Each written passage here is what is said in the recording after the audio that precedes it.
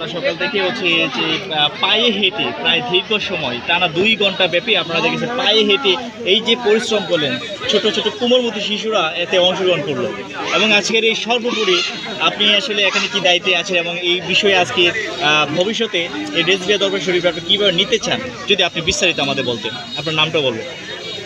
আমার নাম মোহাম্মদ জিয়ান ইয়ামানি।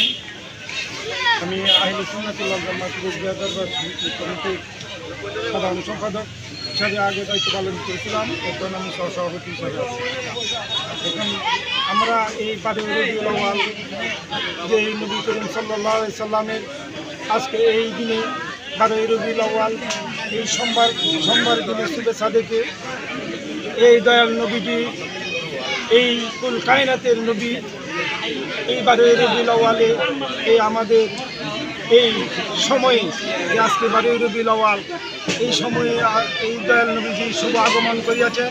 এই শুভ আগমনের লক্ষ্যে আমরা ঈদের মিলাদুন নবী সাল্লাল্লাহু আলাইহি সাল্লাম উদযাপন করিয়াছি।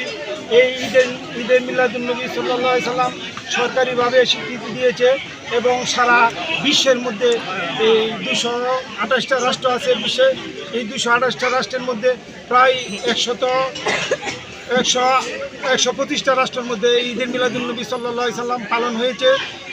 আর আমরা এই আজকে এই কটিয়াদীর উপজেলা আমরা বেতুই রইস মাহমুদ উচ্চ বিদ্যালয় মাঠ প্রাঙ্গণ থেকে আমরা এই কটিয়াদী উপজেলা এই সড়ক প্রদক্ষিণ করে আমরা এই আজকে এই বেতুই